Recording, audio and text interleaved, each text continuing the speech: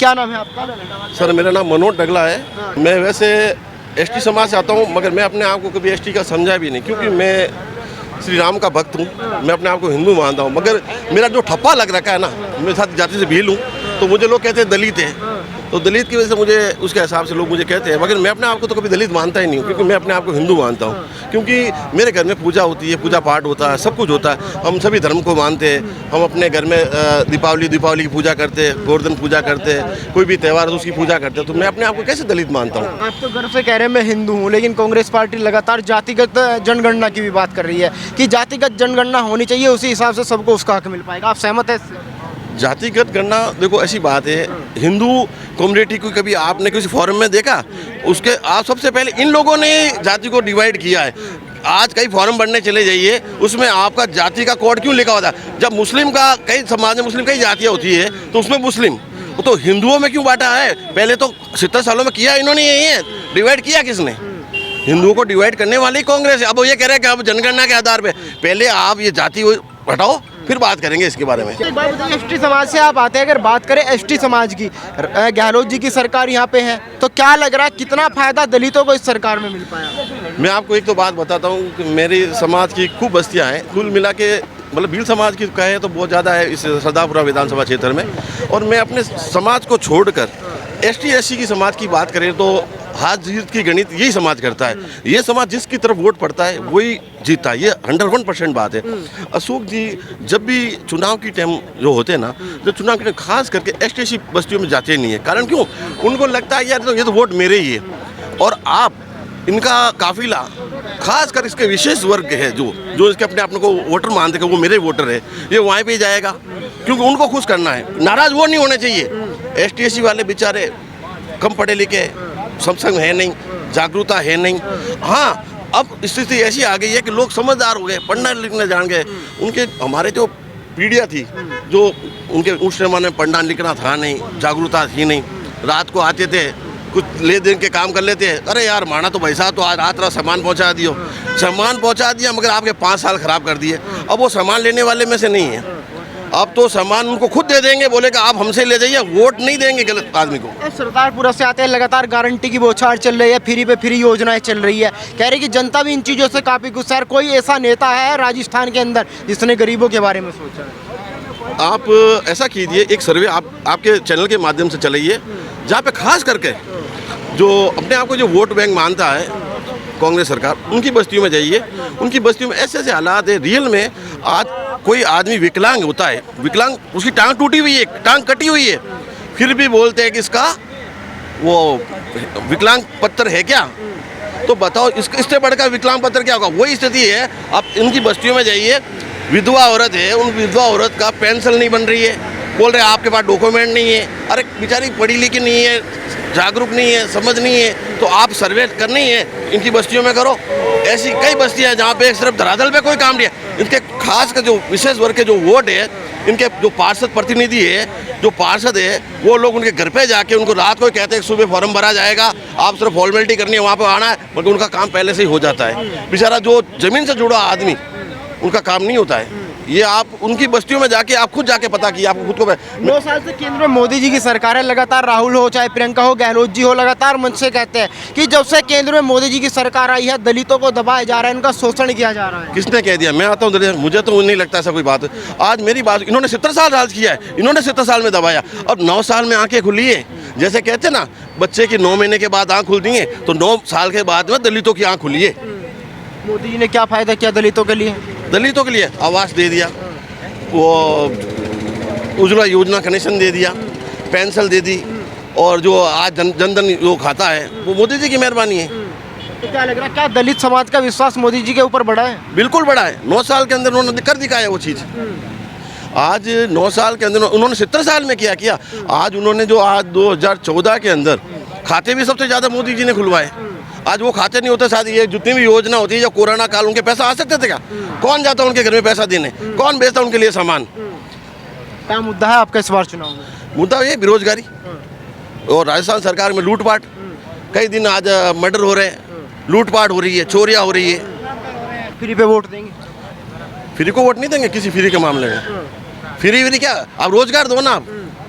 अरे फ्री से क्या, फ्री से काम चल जाएगा? कितने दिन खिला दो आप, मैं घर पे आप मुझे कितने दिन खाना खिला दोगे आप? आखिर मुझे कमाना ही पड़ेगा। फ्री से कुछ नहीं होने वाला। फ्री दिया भी क्या है, सिर्फ खाली थैली दी है। उस थैली की जितना उसका सामान नहीं है ना, उतने उसकी महंगी थैली है भाई। नहीं, 25 लाख का इलाज भी है, 500 रुपये का सिलेंडर है। कोई इलाज फ्री नहीं है। इलाज फ्री होता तो उसकी दिव्य मदेरना उसकी विधायक रही हुई, या श्री राम हॉस्पिटल है पावटा से आगे मामिंदर चौराहे पे, वो खुद धरने पे बैठती है। तो चिरंजीवी का फायदा आज चिरंजीवी का फायदा मिलती है, उसकी विधायक धरने पे नहीं बैठती। देखो, मैं राजनीति से परे बात करता हूँ। मैं विधानसभा सरदारपुरा का निवासी हूँ और मैं शर्मिंदा हूँ कि ऐसा विधायक हमें मिला है, नाम बड़े दर्शन छोटे। मेरे गलियों में अभी तक रोड नहीं है, पानी की व्यवस्था नहीं है, गंदगी फैली हुई है। 7 गारंटियाँ मोदी ने जो गारंटी की है ना, वो पहुँची है घर तक। मोदी जी ने आज खाते खोले हैं, तभी तो उनकी 7 गारंटियों के लाभ हमें मिल पा रहे हैं। आधारभूत संरचना केवल केंद्र से हुई है, ये ऊपर थूक लगाने का काम है। अगर इनको ऐसे ही अगर योजना देनी तो लोगों को धूप में नहीं खड़ा करते, उनके खातों में डालते। पूर्व में भी सरकार ने जब सब्सिडी दी तो बिना बताई दी, खाते में पहुँचाई है। आम आदमी, मेरे जैसा मजदूर आदमी, वो काम पे जाएगा, वो गारंटी लेने की लाइन पे खड़ा हो? सरकार को मेरा हित करना है तो मेरे पीछे करें। आप कह रहे हैं मैं सरदारपुरा से हूँ, मैं शर्मिंदा हूँ। हम लोग पिछले 15 दिन से हैं जोधपुर में। कुछ लोग बड़ी तारीफ कर रहे हैं, कह रहे गहलोत जी जननायक है, गरीबों के नेता है, इतना कुछ फ्री बांट रहे हैं। देखो, थोते चने बाजे घड़े। क्या होता है कि गहलोत साहब का या कांग्रेस का हमेशा तुष्टिकरण रहा है एक वर्ग विशेष को। जब एक भारत में क्या है कि जब 70% और 30% की लड़ाई मानी गई है इस चुनाव में, वो हमेशा 30% वर्ग ही उनकी तारीफ करता रहता है। आज 70% जो विशेषकर हिंदू वर्ग, जो अपना आप को हिंदू मानता है किसी भी स्थिति में, वो खुद शर्मिंदा है। कोई काम नहीं है, व्यवस्था नहीं है, वर्ग क्षेत्र के हिसाब से टिकटें बांटी गई है, क्या व्यक्ति की गुणवत्ता के हिसाब से टिकटें बांटी गई। आज प्रोफेसर महेंद्र, आज प्रोफेसर वो व्यक्ति, वो जानता है कि विद्यार्थी से लेकर आम जिंदगी की स्थिति में क्या टहलता बैठती है। आयुब खान वो बाप के नाम पर आया है, उसको ये पता है कि कितने बूथ है सूरसागर में, पता है क्या? नहीं।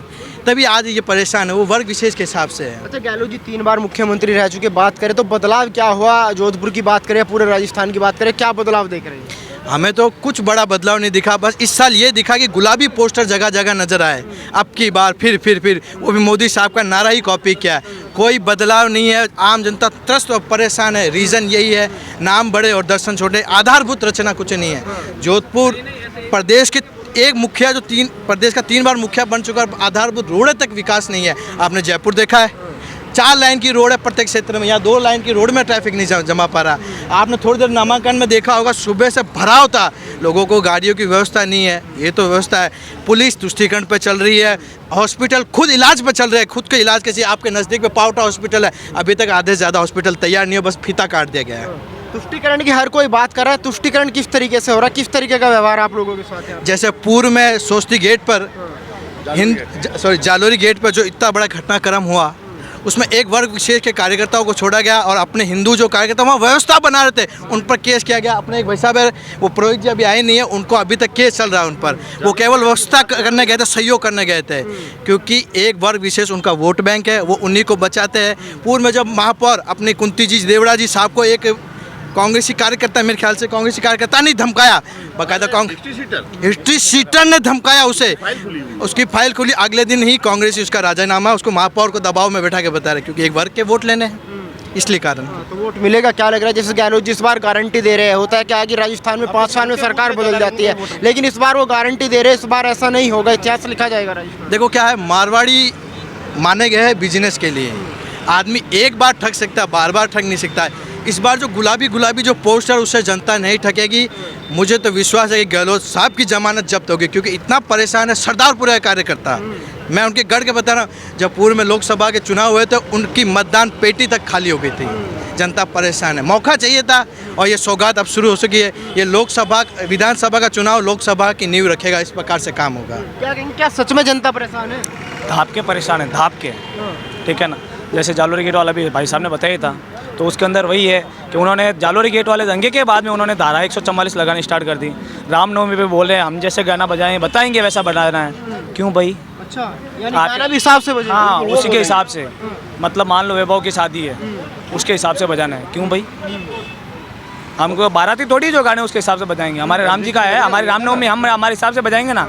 आप लगा लो धारा 144, वो जो 144 के पर्चे होते हैं ना, हमारे यहाँ के बच्चे टिफ़िन के अंदर दबा के ले जाते हैं वो, ठीक है ना। तो वो 144 की धरी रह जाती है उनकी।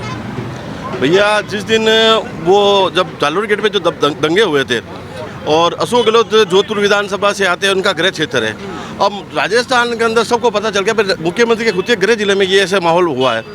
तो उस दिन रात का टाइम था और उस दिन बहुत बड़ा हिंदुओं का एक सावा होता शादियों का।